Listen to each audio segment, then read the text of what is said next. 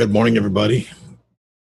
Give me just a minute here. I just want to make sure you can hear my audio. So give me a one in the chat if you can hear my audio, please. And if the volume is good.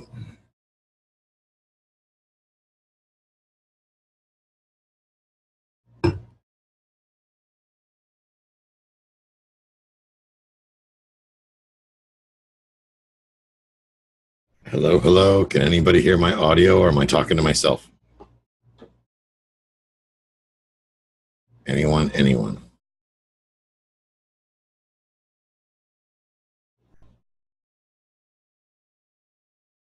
anybody hear me, or am I talking to myself? I can hear you. You can hear me. Good. Yay. Hey. Hey, Dave. How are you, man? Good. How you doing? Good, buddy. Good. We survived the storm, so I'm fantastic. Yeah, it was good. We didn't have too much. We had no damage. Good. More inconvenience than anything else. That's it. It was the waiting. It was the oh my God. Are we done yet? Please. Yeah. That was no fun. Nope. So have you guys, I want to start with a couple off topic but on topic subjects here real quick that I want to address. Things that some of you may have realized that have happened in the last week that are not related to Hurricane Irma. You know, natural disasters have a way of distracting us from what's going on in the world. And there's been a lot going on in the world. I don't know if you guys have noticed. And that starts with China and the gold standard. Have you guys that are on this call heard of the issues with the gold, the China going back to the gold standard? In other words, they've told the U.S., hey, pack sand, we're not going to use you guys as a means to, we're not going to base our currency on the dollar anymore. Going back to the gold standard. That's interesting. That's really interesting. Because that is kind of a sign of things to come, if you guys haven't figured that out yet. Now, those of you on the call, has anybody here on the call read The Creature from Jekyll Island? If you can give me a yes in the chat, that would be great. Okay, that sucks. Well, if you haven't read The Creature from Jekyll Island, which doesn't seem like any of you have, the next book you should read, because it is now becoming definitely a required read. If you want to know what the heck's going on in world economic markets, before you invest one more dollar, you need to read this book, The Creature from Jekyll Island. And it's no joke. I mean, it's a thick book. It's like this book, this thick. But you got to understand the history. In other words, the people that lose money with investing are people that lack the education to know the difference between a good deal and a bad deal, or a good investment and a bad one. We are going through a very interesting time right now economically, aside from the stuff you see in the papers. I'm talking about this whole Chinese and the gold standard. The Chinese have been hoarding actual gold for quite a while. I shouldn't say hoarding. It's a free market world. They can do whatever they want. But they've been buying actual gold, buying it up exponentially over the last couple of years. Especially in the last 3 years, 2 to 3 years, they've really been buying up actual gold reserves. There are people out there that are saying, and I think there's some truth to this, that the U.S. doesn't have all the gold it claims to have. In other words, we base a lot of our wealth on how much gold we have in the reserves. We make loans based on that and things like that. And there's some speculation as to whether the U.S. actually has any of this gold, or all of the gold they claim to have, which kind of paints us in a bad light in the U.S. The Chinese have been buying actual physical gold and stockpiling it. And you know what they say? He who holds the gold calls the shots. I'll mute you guys real quick. He who holds the gold calls the shots. So think about that for a second. If the Chinese have been buying up gold while we've been busy paying attention to what we're protesting this week, or who ran for president or who didn't run for president, or who's shooting who, or who's protesting whatever. Meanwhile, the Chinese are like, you guys keep up with whatever you're doing back there in the U.S. In the meantime, we're going to take actual gold and we're going to stuff it in a shoebox, put it in a safe, whatever. So I want to just kind of high point this article with you guys. A copy of this email that I got came from the Real Estate Guys radio show. So if you are not listening to, I appreciate if you listen to my podcast, but in addition to my show, where I get a lot of my information, and got two guys that I've learned a ton from are Robert Helms and Russell Gray. They put out the Real Estate Guys radio show. Great content, great guys. These guys really know what they're talking about. I encourage you to get on their mailing list because when they send out an email, I guarantee you, I've been on their email list for about 4 years, and I have never got an email from them in which I didn't learn something. Fact, it's that good, and it's free, so why not? So it says, we just recorded an emergency conference call featuring Peak Prosperity's Chris Martinson, the Crash Course, and Brian London from the Gold Newsletter. Chris is a big brain PhD who studies economics, ecopolitics, and how energy, i.e. oil, affects economics. Brian is a well-organized expert in precious metals and mining investing and spends much of his time studying the gold market. So obviously, we're talking to a guy, or they're talking to a guy, Robert and Russ are talking to a guy that knows what the heck he's talking about. Both guys are hyper-connected to smart economist investors and niche experts in the world. Notice he says niche investors in the world, not people that are like, I'll buy anything that's a good deal in Florida. Anyway, so they're not just smart, they're also well-informed. The conference call centered around China's recent announcement of plans to back their currency with gold for the purpose of settling oil trade. That's interesting. This single move could substantially affect oil, gold, the dollar, interest rates, real estate, Uncle Sam's credit line, budget, and influence around the world and your financial future. It's a big deal. I know this stuff is not sexy. I know it's as exciting as watching paint dry, but I'm here to tell you this article affects you. I don't care if you're rich, poor, somewhere in between. You need to start getting educated on what's going on with this stuff. This is a major deal. China's been advancing quietly at first and lately much more overtly a strategy to undermine the US dollar as the world's reserve currency. This is huge for anyone measuring wealth and income in US dollars. So those of you on the call that are hoarding cash might want to be thinking about your strategy. If you're stuffing money in your mattress, you're stuffing paper in your mattress.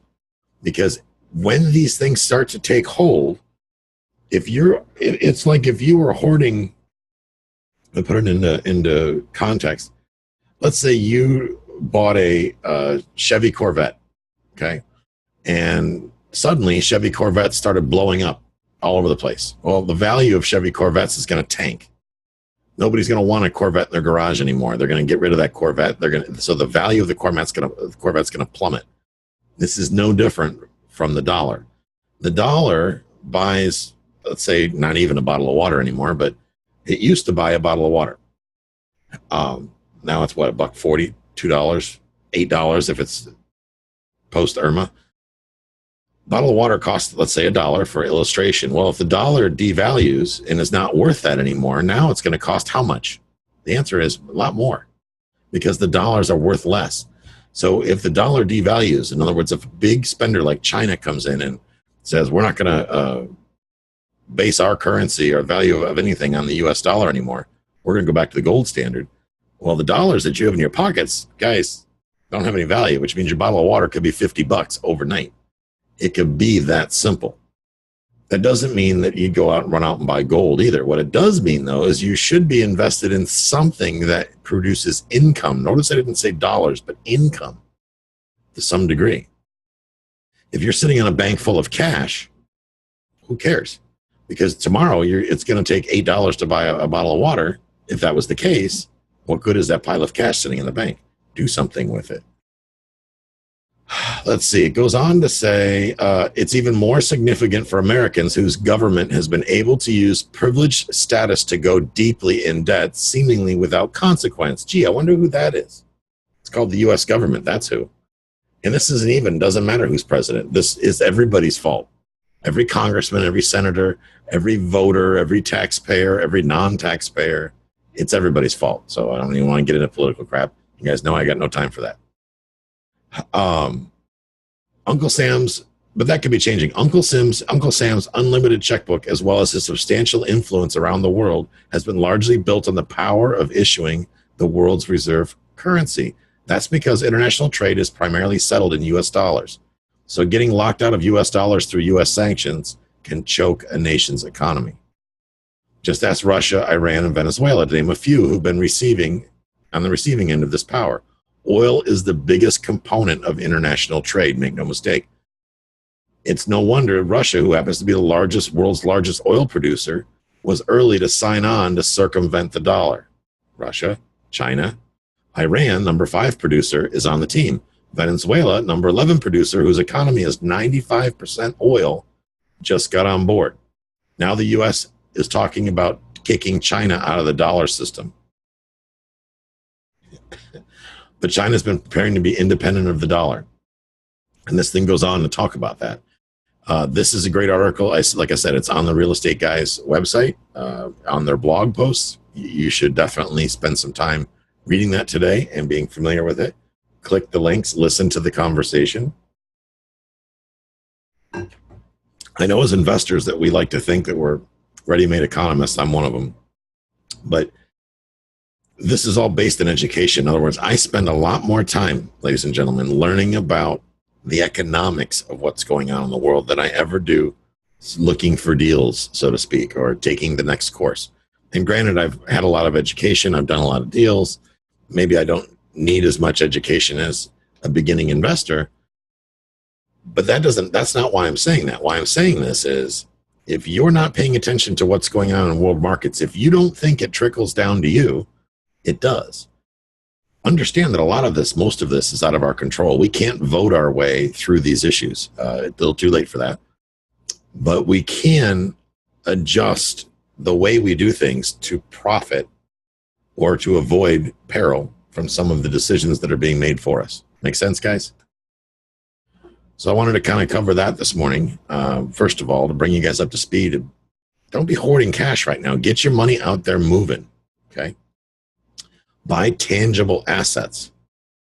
Jill and I have decided to start looking for land that has a spring on it, produces water, or adjacent to spring-fed river. We're thinking about maybe buying a place up on Rainbow River or something like that.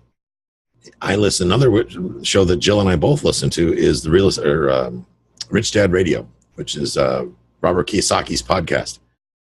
He talks a lot about him and Kim are buying property that has a source of water, spring water, that which cannot be manipulated by man. It comes out of a natural spring. Spring water is going to be a huge commodity. If you're in the Tampa Bay market, you realize that right now. Spring water is a huge commodity. There's people out there, well, I think Walmart was charging $30 a case or something I heard somewhere.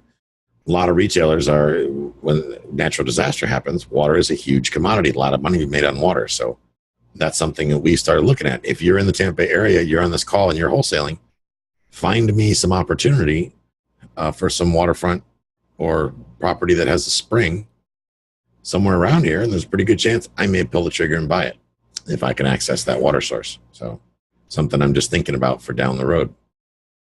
That could be another stream of revenue. Who knows? California and bidding wars. I want to move on. If there's no questions about what we just talked about, I want to talk about California and the bidding wars that are going on over there. Now, you guys hear me talk about bidding wars all the time. Nothing drives me crazier than watching a bunch of idiots, chasing the same nut.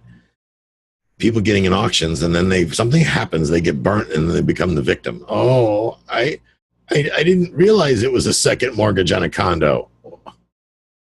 Because you chase the deal. And when you chase deals, you are bound to get screwed. There's no doubt about it. It's just a matter of when you're going to take a bath. But you are going to take a bath if you're always chasing the deal. Position yourself to attract opportunities. Don't chase opportunities. That said, let's talk about what's going on in California. So this article came over from Jason Hartman, who's a guy I know. He's owns Hartman Media, big podcaster, media mogul out in California. This guy, he knows his deal. He's also an economist, very, very intelligent guy. Great guy to follow, Hartman Media. But Jason pointed me to an article that talks about somebody paid $782,000. That's $782,000 over asking price for a house in Sunnyvale, California. Yeah. Another one in Cupertino, which is where Facebook is, by the way, went for $507,000 over list. Ladies and gentlemen, we've had properties in Pinellas County that have exceeded six figures over list property in our own market because people are getting into bidding wars. But the Sunnyvale property I just told you about, it's 3 bedrooms and it's less than 1,200 square feet. It just sold for $1.8 million. $1.8 million for less than 1,200 square feet, 3 bedroom, 2 bath. Come on. I mean, it's just gotten silly. It goes on to say in Cupertino, 10 houses sold for $200,000 or more over asking price. Over $200,000 over asking price. Investors, some of you are guilty of the same thing. When you're focused on something that's for sale, okay, and everybody else knows it's for sale, you are going to get into a competition.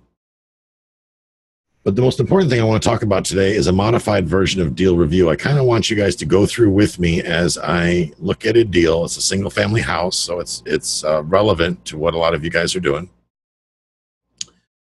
And I want to kind of verbalize what I would be thinking if I was going to bring a private money partner in on this deal. How I would do the underwriting and to look at this deal. Now, granted, this is for example only. I don't do single family in most cases. I will sell single family for others. I've got clients and friends and partners that are single family people, and I work with them as a realtor. And we're also setting up a turnkey. Got to bring that up, by the way. I'm going to be offering turnkey opportunities, and by turnkey I mean I'm going to build you a ready-made team, my team, where in Memphis, frankly, because my team kicks ass in Memphis. If you're interested in buying small to medium-sized multifamily and going through the stabilization process, we will take you through that process, which means we're going to put you into quality, not quantity, but quality assets in the city of Memphis. That's part of the reason why I was up in Memphis recently. Jill and I were up there putting together that opportunity. What that looks like is we are going to refer you to our people up in Tennessee. We're going to kind of hold your hand through the process. I'm not 100% sure of all the moving parts yet. We're still working all that out. But basically, you'll leave a deposit, like an upfront fee, and then we will go ahead and put you into these type of properties. They're going to be income properties, all income properties. We're not doing any flip. It's all going to be multifamily. We're going to look at opportunities that need some stabilization. You will be the sole owner if you want to be. This is great for people that have IRAs and things like that. They'll be managed by my managers, so it'll be done right and honestly, which means you're not going to worry about getting screwed over. And these will offer good returns, I'm sure. Every property is going to be different, so no, I'm not going to sit here and quote a return. But you will be the owner of record, and no fancy pants or funny business, nothing like that. So if you're on this call or you're watching the replay and you're interested in some turnkey opportunities up in Tennessee, then let me know. I believe the minimum buy-in is going to be somewhere around $50,000. We prefer these to be cash transactions. There will be some that we could probably do some financing on. That remains to be seen. And we'll go from there. But it's a work in progress. We're still working on. So bear with me. Just remain patient. And we'll get rolling on some of that soon. Lots of opportunity up there in Memphis. But Memphis is a town that you can very easily get taken to the cleaners. They prey on out-of-state investors. Ask me how I know that. I've learned a lot of lessons in Memphis, that's for sure. A lot of good lessons and a lot of bad lessons. But what I have learned is that there's a lot of money to be made in Memphis if you take your time, do your due diligence, and do it right. What I'd love to do is to set up a trip and get a bunch of people to go up there together so I can kind of show you from my eyes what we see. I may do that in the context of a video. I don't know yet, but that'll be coming up soon. So this is born from, I realize that a lot of people are afraid to negotiate a deal, or they're afraid to know what a deal looks like. And it'd be better and easier for them if I could kind of do the dirty work for them, so to speak, which we don't have a problem doing. I have a great team. I've been keeping them kind of a closely guarded secret for a long time, but I'm at the place where I'm ready to open up the field and let other people play. That said, I'm going to be very strict on who I bring into this opportunity. I'm not going to just let anybody in off the street. We're going to have some conversations, get to know each other. We're not going to play this to the highest bidder game and waiting lists and all this other stuff. It's going to be the good people that want to make a good, fair, honest return over a period of time. Not for people that think they're going to get rich quick. Bottom line. So that will be coming soon. So with that, let's go into our deal review. Let me share the screen with you guys. Okay. So you guys can see the screen now, right? If you can't, somebody speak up. All right. So this is a rental house that I did up. This is a proposal I did probably, I don't know, a year ago, something like that. And we based this, what we were doing at the time was to figure out, help the owner. They bought it as a flip, and they were trying to decide, would it make more sense to buy it or flip it? This is a great example of a turnkey type investment. And let's say you're going to buy this thing and you're going to dial it in, make it look pretty. For a tenant, though, you're not going to do a full flip rehab, but you're going to make it look good for a responsible tenant that will stay there for a long time. The difference really, guys, comes into its mindset for me. I basically do pretty much the same type of rehab for my rentals that I would for a flip.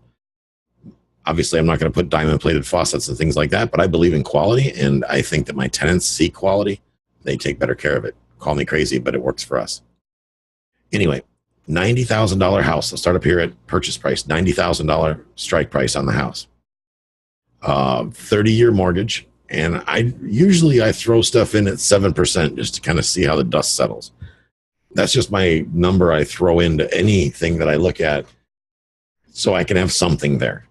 I got to have a something number, and that number will change several times by the time I actually do the deal, so bear with me. So for the purpose of conversation, it's $63,000, 30-year mortgage at 7%. What did I come up with that figure? I'm thinking, well, if I went with maybe a IRA lender or something like that, some of my syndicates, we offer 7% to accredited people and whatnot. So standard vanilla long-term hold type scenario at 7%, I want to see at 7%, will this deal make money over a long period of time? Remember, I'm not a short-term guy. I'm a long-term guy. I'm in it for the long term. So in this case, we would be putting $27,000 cash down. So for me, if this was the case, I would change this software a little bit to show that as debt service. Because remember, I have experience, therefore I don't use my own money on deals. I use other people's money.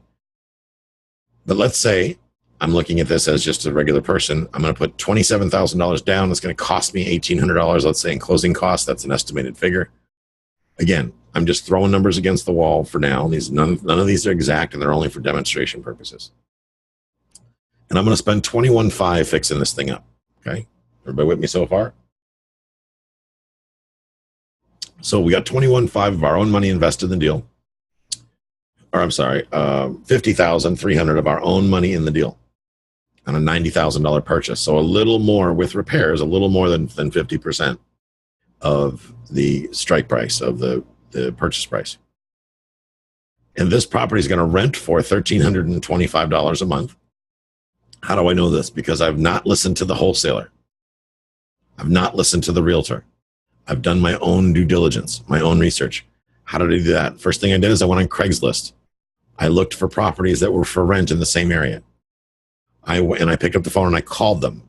I went and looked at ads from a while ago, more than a few weeks, because hopefully they should be rented by now. And if they're not rented, I want to know why. So if I see somebody that's offering $13.25 for a 3-bedroom, 2-bath house, which is what this is, and then the thing's been for rent for 6 months, we have a problem. Obviously, $13.25 isn't what gets it done for that property, or it would be rented by now. Fair enough?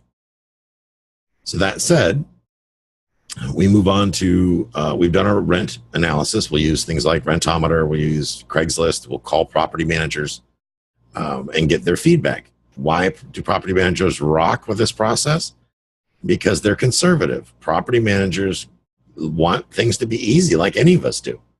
I love it when somebody says, hey, man, I'll give you a 10% commission, sell my house, and I only want half of retail. Diggity. Where do I sign? I mean, I'm in. So if they say $13.25 works, that tells me that I should have no problem getting it done for $13.25. So 10% vacancy loss, right? Which leaves us with an operating income of $11.92. We've got our cleaning and maintenance. And for illustration purposes, that's 10% of annual income is what I've built in.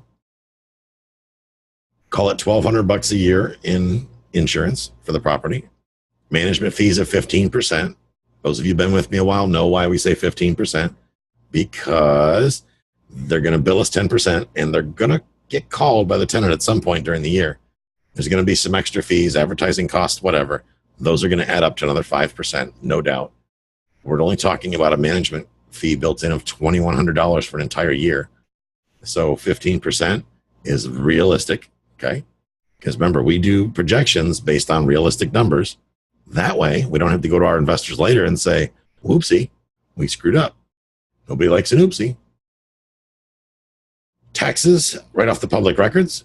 We have called to make sure, we've called the property appraiser's office, told them that we're buying the house at $90,000 and asked for the taxes as if the property was purchased at 90 grand. Why do we do that?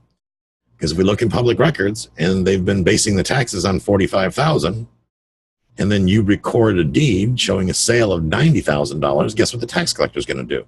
They're going to send you a bigger bill. So if you've only allowed for $600 in taxes and you now are paying $1,200 in taxes, won't that screw your numbers up? Absolutely. So keep your numbers accurate by picking up the phone, calling the property appraiser's office and asking them. Now, full disclosure, some of the people at the property appraiser's office are not too savvy. Some of them are just plain lazy government workers. It may take several phone calls to get an answer. You do this in Pasco County, you pretty much have to go there in person and say, because they'll say, we don't know. Well, somebody here's got to know. There's going to be a software program that knows, because you guys are really good at billing me. So to bill me, you have to know what to bill me, right? So let's play a game. $90,000. What are you going to bill me? And they'll tell you, I've actually had them say this, well, buy it and then we'll tell you. No, we're not going to play this game. You're going to tell me, or I'm not going to buy it, or I'm going to have to talk to somebody above you until I get an answer. And like I said, with Pasco County, I've actually had to drive down there and say, okay, I want to buy this property, but before I do, I want you to tell me what my taxes will be. It shouldn't be rocket science. The millage rate is the same, but I want you guys to verify in writing what the taxes will be based on $90,000. Sometimes they get cranky about that. Whatever. I digress. So our net operating income, folks, is $695. That's our gross operating income minus our expenses. Gives us our NOI, net operating income, $695. And our mortgage payment on that first mortgage, remember, we're borrowing money from the bank at 7% because basically because the bank said that's what we have to pay for interest, right? So it's 7%. I get that right now rates are 2 or 3 or 4. I'm getting ready to do a refi on mine, interest rate reduction loan on mine. And I think I'm getting like 3.5 points or something like that. It's cheap money. So mortgage payments are $419. That leaves us with a cash flow of $275. Okay, $275. So at this point, forget about the financial metrics. None of that really matters because we don't have any money, right? Like most investors, we're broke because, this is what I see every day. Hey, Tyler, I'm absolutely broke and I'm unemployed. I quit my job to become a real estate investor and I'm broke. Oh, and I have a credit score of a 2. How can I get started? I wasn't broke, but I gave Rich Dad $100,000 and that didn't work out. So now what do I do? Okay, guys, let's say you find private money. And by private money, I mean a live talking person that speaks English, that doesn't have an @gmail.com address, that isn't asking for you to create an LLC and then use a tax ID number as a social security number and whatever other financial scam they come up with on Facebook. A real person that, let's say, is going to invest in your deal that has maybe an IRA or they've got some pocket cash or something like that they want to invest. And let's say you want to keep this deal as a long-term rental, but you need to make it livable first, right? And to do that, you happen to be $50,300 short of the $50,300 you need to do the deal. So you found somebody that happens to have $50,300. How the heck do you pay them? Okay. So first thing I'm going to think about is what do they need? I mean, why are they investing? And with that said, what are they investing? What type of funds are they investing? Are they investing in IRA, self-directed IRA funds? Are they investing cash out of their pocket? And there's a reason for that. There's a difference why that matters. If they're investing their own money, or let's say they're using IRA money, self-directed IRA money, there are schools of thought, not that I necessarily agree with them, but I'm not an attorney and I don't pretend to be one. Sean's an attorney. He's on the call. If you have a question, ask him. That some people say that you should not own a property within an IRA because in the event that there was a liability issue, the IRA could have liability and it could tap into your retirement funds. I have heard from several attorneys that IRAs afford certain levels of protection. Maybe Sean can weigh in on that in his opinion as far as an attorney in the state of Florida, whether that's the case, but we'll get into that here in a minute. I don't want to digress from where we are. Some people that have IRAs, depending on who the IRA administrator is, let's say you decided to do a joint venture as the structure. Some IRA companies don't like a joint venture structure for whatever reason. Their compliance department's not happy with that arrangement. They would rather that the account holder have a note and a mortgage and a lien against the property instead of being on title as a joint venture owner. And it doesn't matter why, because they're the administrator and the IRA administrator is there to keep their account holder safe. And by safe, I mean out of hot water with the IRS. So when you're dealing with somebody that's using their IRA to invest, be okay with what the IRA administrator says, because they're not trying to be difficult.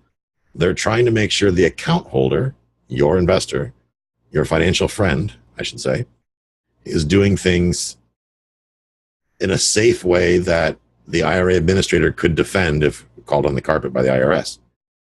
Because remember, we're talking about the federal government, guys, where you are guilty until proven innocent. That I can tell you. Message in the chat here real quick. You leave IRA analysis to CPAs because there's a high danger of commingling. I forget the exact term, which destroys the IRA and its protections. That's good advice. Absolutely. One of these days, I got to remind myself to send a camera to Shapiro and get him on the call for times like that when I can defer it to him. So let's go back to, in this deal, we've got $275 in cash flow to work with. Okay, that's our profit monthly. How the heck are we going to, let's say the investor wants $500 a month, our financial friend. Can we do the deal? No, not unless we want to subsidize the deal. And that kind of defeats the purpose, wouldn't you think? So what do? We have to look at other structures. What can we do? We can give the depreciation on the deal potentially. Now, to be perfectly honest with you, I don't see, and I'm not a tax professional. You want tax advice, call Charles Shapiro, Widget Bookkeeping. That's my guy. The tax benefits on a $90,000 house are not going to be significant, in my opinion. That's just my opinion.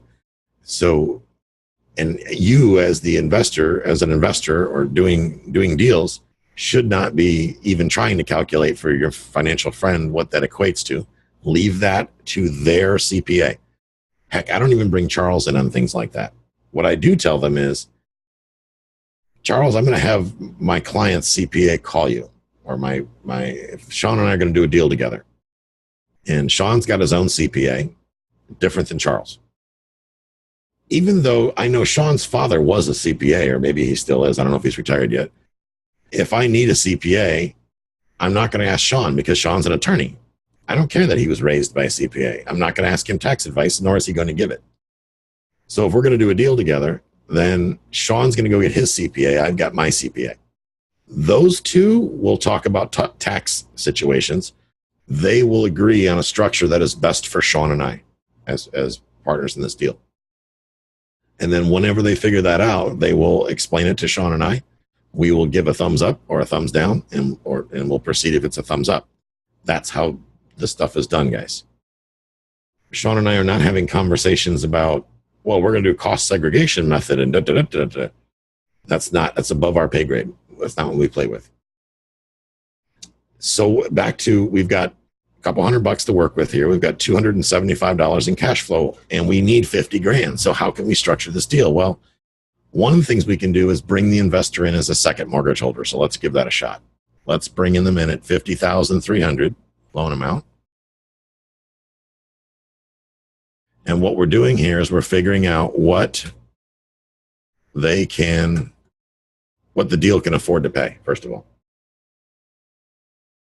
So let's say we gave the investor, our financial friend, the exact same interest rate that we were giving the bank. 7%, 30-year amortization on $50,300. So that yields a payment of $300 and some odd a month, right? So what that does right there is that takes our cash flow down to $59 a month. Here's where people get in trouble. And this is where the business credit loan people really will finish you off. Or where you can actually finish yourself off. People don't look at the fact that they've only got $60 left. All they look at is, oh my God, I have the money to do the deal. No, you don't. Because at $59, folks, the deal cannot afford that amount of debt. Okay. So what can you do? Well, you can renegotiate with your private money guy, let's say. So let's say you're going to take the interest rate down to 5%. That drops the payment to $270. Okay. How'd that happen?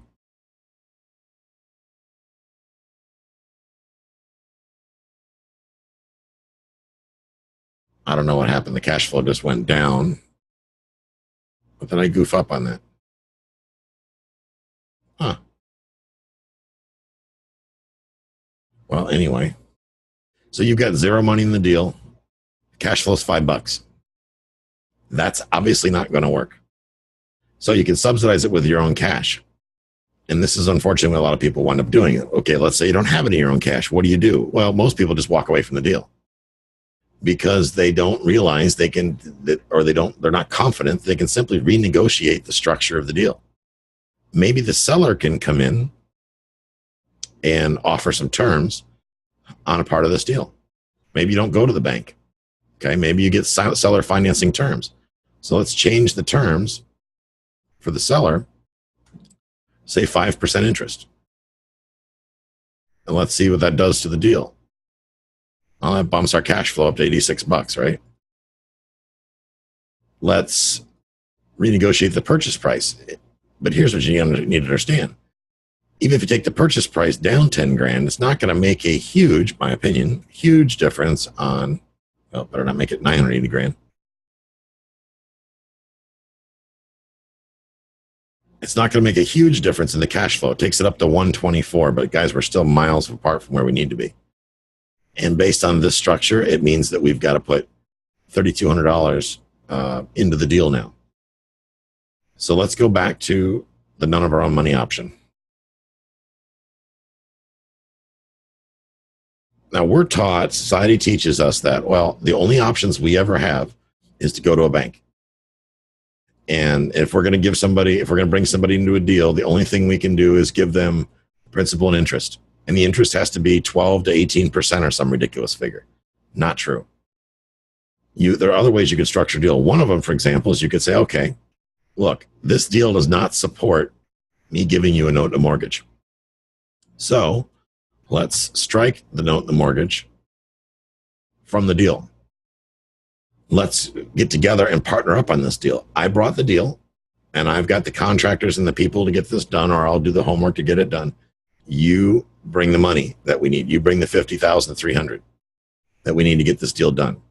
We together will put our sign for the loan, because that's what the bank, if you're going to use a bank, they're going to require that all owners be on this loan. I can tell you that right now, especially lately. They're getting real strict out there. Anybody tells you that you can go get a seller second on it without the private money person being on the note, you won't have it happening. We've got $356 in cash flow, guys. Ooh, cash flow, guys. What can we give away? We can give away a portion of this cash flow. Okay, that's what I call quadrant 4, portion of the cash flow. You could say, hey, Mr. Investor, I'll split the cash flow with you.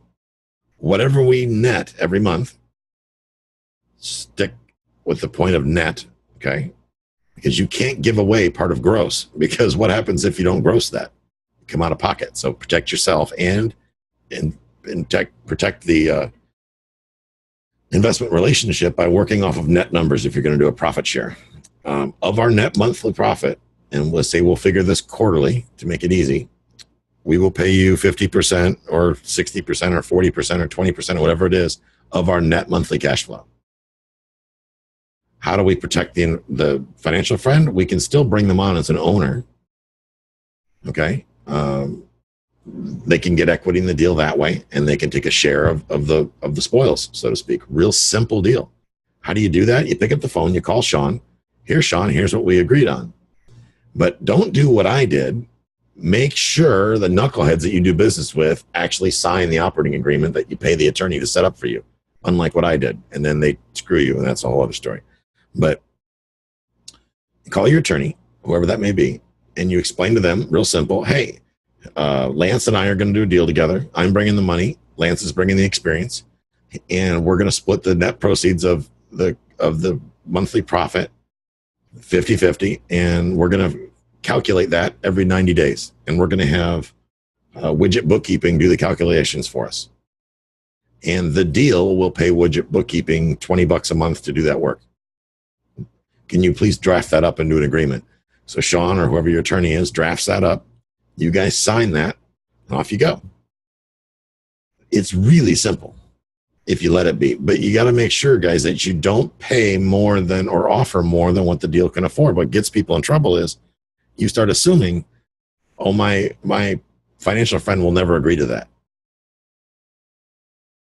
They're going to want 12%. Why wouldn't they want 12%? I would want 12%. Well, in a short-term arrangement, I would want 12% too. Frankly, I'd want 50% in a short-term arrangement. But think about the different ways, the different things you can give away, guys. You can give them the tax benefits, like I said, although on a deal like this, that's not going to be very exciting to most people. You can give them interest, but you can also share in the spoils. Let's look at it as another way. Let's look at the property report. Hey, there's the house. And there's my old logo. Let's go down the road 5 years and see what this thing will be worth. So if we sell this property 5 years down the road, we would have built up $57,000 in equity, assuming a market increase of 5% per year, I believe is what I built in here, which is conservative. And I realize that properties have gone up considerably in the last 2-3 years, but I think there's going to be a correction. So I think over a 5-year period, you can expect probably an average of a 5-year return. in the next 5 years. Moving forward, I think, even though things are going to probably go sideways at some point, especially based on what we talked about earlier in the call with the China thing, that we can figure about 5% per year. So based on that, you get working with $57,000 in equity. It'll cost you $8,000, let's say, to sell it. And I know you can hire some 1% discount broker to do it for, that you get what you pay for, guys. Proceeds after sale will be $48,000, $48,900. Plus, people always forget this, plus the cumulative cash flow, $23,957, minus the initial cash that was invested, because you got to remember, your financial friend needs to get paid back first. They always get paid back first. Never last, never second, first. Take care of them first. That gives you an internal rate of return of 9%, a total return of 45%. So basically your net profit is $22,000. You could say, hey, Lance and I are going to do the deal. I'm bringing the money. Lance, tell you what we'll do. We'll split the cash flow. We'll split everything 50-50, and we're going to sell this thing in 5 years. Based on our projections, if everything flies pretty well, we should have about $22,000 to split. Lance may look at the sheet and go, well, Tyler, if we wait till year 10 instead of year 5, our net profit jumps to $89,000. Remember, we're getting paid every month, guys, because it gets cash flowing. But the profit margin jumps from $22,000. In twice the amount of time, it goes up 4 times to $89,000. So do you really need to sell in 5 years? I mean, think about how much money you're walking away from. This is called compounding. After looking at that, I may look at what, after Lance pointed out the whole 10-year thing, and go, whoa, wait a minute, Lance. At year 20, it turns out to $282,000, which is a 562% ROI. What do you think? I think maybe we should hang on to this property for the long term. Why sell it? Because remember, it would have made us $142,000 in cash flow alone. $142,000. Granted, that's 20 years, but what else? You're not really doing much over 20 years, especially if you've got management involved. Any questions at this point, guys?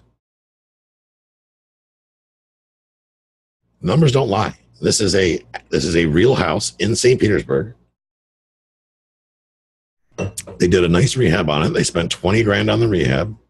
These are real numbers. These aren't even manufactured. But you can see how simple it is if we just keep it simple. What financial friend wouldn't be involved in this deal? Oh, I want all the money. Well, good. Then you can do all the work yourself. Oh, I don't want to do the work. Oh, well, I guess we have a snag. This really comes down to doing something like this and educating your financial friends on what the real numbers are. And too many people try to play coy. I don't want my financial friend or my partner to know how much I'm making. Why not? Because if you played that game with me, our relationship would be over with. Yesterday, I had this wholesaler call me who offered a 3-1 or 3-2 house with an in-law suite. Basically, it's an efficiency, detached, whatever, for $160,000, talking about, and it needs rehab in Clearwater, talking about what a great deal. And then I asked them for the address, because at that point I'm curious. I always check to make sure it's not on the MLS. And, I can't give you the address. Oh, well, then we're done talking. Because if you got to hide anything you're doing, then I'm never going to do business with you. Because now I'm highly skeptical. I don't trust you any longer. So have a nice day. Dude couldn't understand that. Well, I'm afraid you're going to steal my deal. Guys, if you're out there wholesaling and you're concerned about everybody stealing your deals, first of all, don't assign anything that's not under contract. I mean, you got to have it under contract. If you don't have it under contract, you're playing realtor. I'm no attorney, but I get the feeling that the state of Florida may take issue with you being out there trying to sell something that's not yours without a real estate license. So to alleviate that, get it under contract. Second, if you're going to do deals like that, call me first and ask me how I would analyze the deal. because you are, in fact, if you're going to offer me this opportunity, you are negotiating on my behalf ahead of time. It would be prudent for you to discover what my criteria is before you do that. Not just bring me a deal and go, oh, here you go. Look what I did for you. That's like if I call Sean tomorrow and say, Sean, I just bought a new house for your family. You move tomorrow. Sean will be like, what do you mean? I'm happy with the house I got. Oh, it's great. It comes with a Weber grill out back. But what about my green egg? Don't worry about it. We're going to break that up in little pieces and haul that to the curb. You got a brand new black steel Weber. I just got it in the hurricane, showed up in my yard. It'll be great. Come on. Sean will be like, have you lost your mind? There's no way. We're not doing that. So there you have it, guys. I hope you took some value out of that to kind of figure out how you can look at a deal and how you can break it down and show your financial friends what you have to offer. And guys, this is a great way to, because I don't know about you, but I run across people on a regular basis that they think they want the moon and the stars. I need 18% of my money because that's what I'm getting. That's what my broker said I'm getting in the stock market. No, you're not. Unless you're dealing in marijuana stocks or heroin, you're not getting 18% in the stock market, not consistently, not after fees. No, sorry. That is a lie. Whoever told you that is lying bad. So you can show them using a tool like this, and this is realestatetools.com is what I use it. It's right now it's only for Windows or only for Mac, but they do have an online version. It's not as good, frankly, the online version, but whatever. Lance says, this is killer. I love when you break down deals with the property evaluator. I had a fun one suggested to me this past weekend concerning management. I got to hear about that, Lance. Can you talk?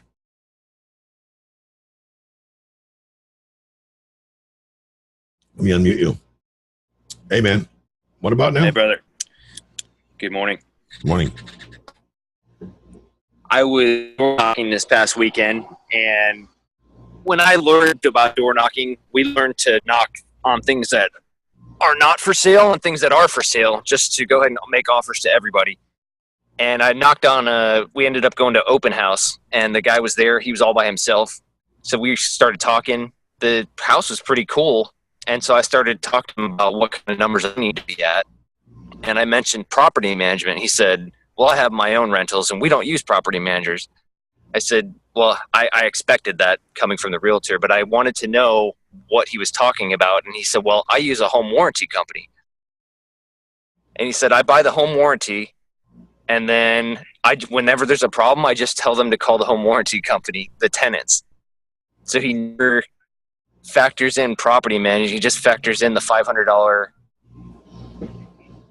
home warranty cost. And so he was telling me to use that instead of trying to factor in property management. Right. Kind of fun, huh? That's awesome. So what happens if, like, I don't know, tree falls in the yard? That's not covered. Yeah.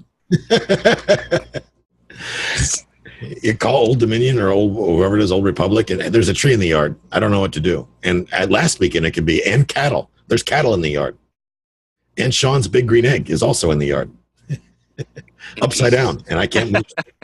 That's actually the biggest thing I was worried about during the storm, is if my big green egg knocked over, I got the big bastard. I'm not sure I could get it back upright again. That's interesting. Buy a home warranty. Well, here's an important thing to note. If you read the fine print, and most home warranties don't cover tenant-occupied properties. Most of them. There are some. Of them do not cover. Of course, they probably skipped over that part, or they don't disclose, which is an ethics issue, that it's a tenant. The other thing is, home warranties usually only last a year. At the outside, they'll go as high, I think, as 3 years. So what do you do after that? I'm not aware of any long-term warranty. Do you guys at Hanson's offer an equipment or a service contract or anything? We typically have not done that. I've been about that. We've seen companies who do it, and they have I've been researching it, but we've never pulled the trigger on something. Just a lot of hassle, a lot of paperwork, a lot of pissed off people when they realize what you don't cover. I can imagine. A lot of loopholes there. I want to address Sean's comment about not about the big green egg in the garage. You must have the rolly cart. See, mine's out in the corner of the backyard, and it's got a big cypress table that goes with it. It's got wheels, but there's no way in hell I can roll it across crushed shell. So it's out there for good. That's why I don't worry about somebody stealing it. It's like, if you knew what I went through to get it there, if you want it that bad, come get it. But more importantly, I just had an investor ask what title company or attorney can hold tenant deposits in escrow. My suggestion, a bank. I agree. You got a minute to talk about that, Sean? He's getting set up. Well, I'm going to blab about it while he's getting set up. Let me unmute you. You there? Yeah. Can you hear me? Yeah. Cool. So, I think a lot of this comes down to education. Wouldn't you agree, Sean? Because holding deposits is not rocket science. No. Oops. No. And the question was, what title company can hold the deposits? And our buddy Overstreet chimed in and said, not me. Yeah.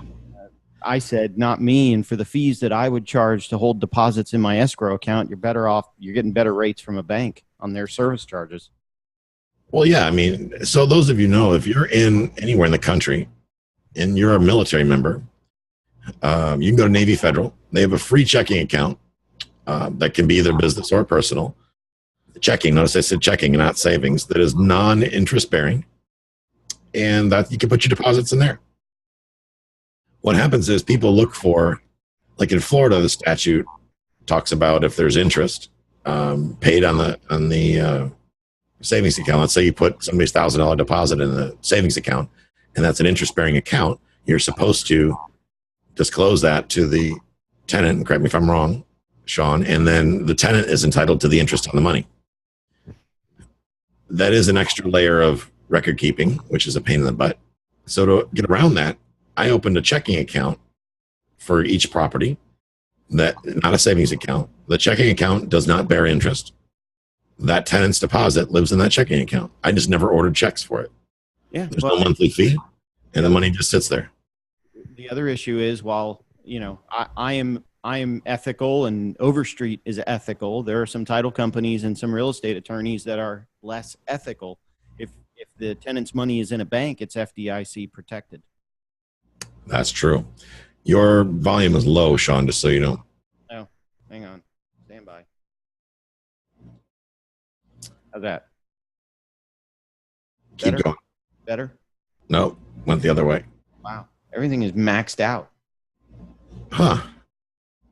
I don't know. If you want, we can come back up after the call. I can help you walk through it. That's what happens when you break everything down in preparation for the storm and then try to figure out how to put it all back together.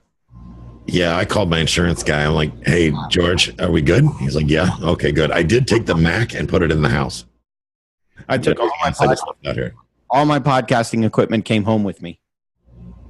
Probably for looters, you got to worry about. That's for sure. So, guys, it's about 11:57. If we don't have any other questions here, I'm going to go ahead and wrap up. Any other questions before we call it a day? Lance has a second question. I did have a second question circling back to what you talked about at the top of the call about cash being put to work. Dealing with equity lines of credit from personal residents to use for a down payment on an investment. Any thoughts? Deal with Frank Cotto. Definitely deal with Frank Cotto, mainly because the fees. He doesn't charge all the ridiculous fees that everybody else does. I got on the phone with USAA a week ago, 2 weeks ago, who I have my insurance with, and I got sucked into why haven't you done a cash out refi? I'm like, well, it depends on what the cost would be. So after jumping through a lot of hoops to convince them that, yes, I know the law says you don't have to give me a good faith estimate anymore, I still want to know, because I'm not an idiot, how much would it cost in closing costs, total closing costs, for me to do an equity line on one of my properties. They wanted $27,000 in closing costs to leverage $100,000 in equity. No thanks. No thank you. So be careful. Using the equity lines of credit, Lance, comes down to what is the money going to cost you realistically, and then what is that money going to yield? First of all, is whatever you're borrowing it from capable of covering the debt? So for you, the answer is no, because that's your primary residence. So automatically, I'm not excited with that, frankly, because that's not an income producing property. If you moved out tomorrow, could the property support the current debt and the new debt? So as a rental property, could it support the new debt and the existing debt? And if the answer is no, then I say absolutely do not use that as a structure, because it's your house, man. That's the thing about buying a house. It's not an asset. It's a liability. It becomes an asset if you moved out of it, but if you've got it over leveraged, yeah, same guy that suggested the home warranty suggested the equity line. No big shocker there. That's a guy that's going to dump his house when the market turns because, oh, it's not worth what I paid for it anymore. Well, I'm just going to let the bank take it. And that's why everybody else has to jump through a million hoops to get a mortgage, because of people with dumb advice like that. Now, you've got investment property, and if the asset can afford the debt, and you're going to take, and this is my Dave Ramsey speech, if you're going to take 100% of that revenue that you get out of that leverage situation, so you've got a rental house and it's got a bunch of equity, leverage that property safely so that asset, that house, let's call it 123 Anywhere Street.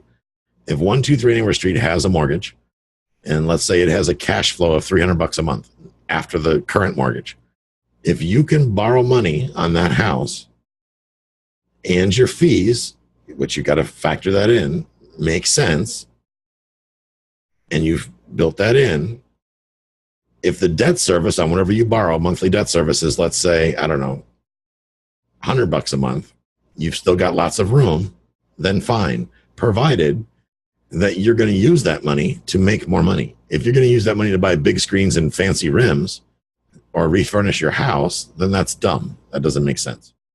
You do that with your cash flow. I don't see why people do that. Be very careful. And today it's very easy to over leverage. The predatory lenders are back. Anybody that has the ability to open an LLC, which is anybody with $100, can get credit these days, business credit. These LLC lenders, these unsecured lines of credit, be very careful. First of all, they're front loaded with fees. They're going to charge you some sort of an insurance. They call it insurance now. Oh, once you pay the insurance, then we can go ahead and disperse it, the funds. Insurance is garbage, guys. Okay. And it's not front loaded. Okay. So that's a scam is what that is. You pay that $500, you're never going to see one penny out of them, including your $500. They're down the road. Anybody with an @gmail.com or Hotmail or one of these free email services that's trying to loan you money is a scam. Or they suck at what they do. So you still don't want to deal with them. Okay. They should have a proper storefront. They should be a licensed loan originator. If they're not, run screaming the other direction. Stranger danger. Because there's just too many companies out there that are claiming to loan money. Now there's also the credit card companies, which I think is a scam, although they do follow through, but here's what they do. I've never done it. I'm told they follow through. They will have you open up an LLC or apply for a tax ID number in your name. Okay, like you're a company. Number one, in my opinion, I think that's fraudulent. I think you're misrepresenting the facts. I think it's unethical. I wouldn't do it. But people do it. Then you go apply for a bunch of credit cards on your behalf. Whatever reason, they figured out the algorithms of what banks will give you a credit card without looking. They then tap those credit lines. So they give you American Express card with a $10,000 credit limit. They're going to charge you whatever percent. It usually starts at 10 to 20% of whatever credit lines they give you.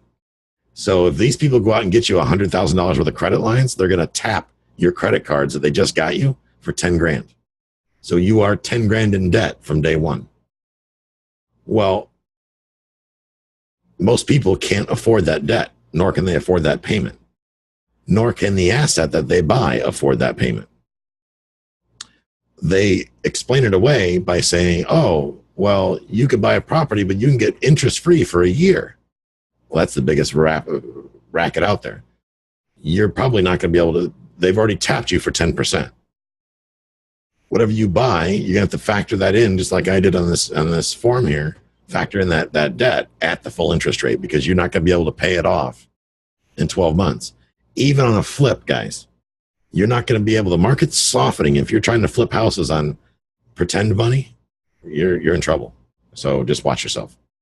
So that's what I got for this week, guys. This week's episode is about house hacking, released this morning at 6. Ben Leibovich of Bigger Pockets fame was my guest this week. Great episode. Guys, buy the book. It's worth it. It's on Amazon. It's called House Hacking by Ben Leibovich. I'm going to have Ben back on and talk about multifamily underwriting because I really had a good time talking to him. It's one of those interviews that went on for hours after we stopped recording. So it's a good time. Thank you, guys, and stay tuned to your email. I'm going to be changing the format here coming soon of the show. We are probably going to be running Facebook Live or YouTube Live, one of those. I'm changing it up. I'm in the middle of a course on this whole thing, so stand by. Bear with me. I am talking to you through my new camera, so maybe I look better. Do I look better? Maybe. I don't know. Anyway, guys, have a great week. Talk to you later.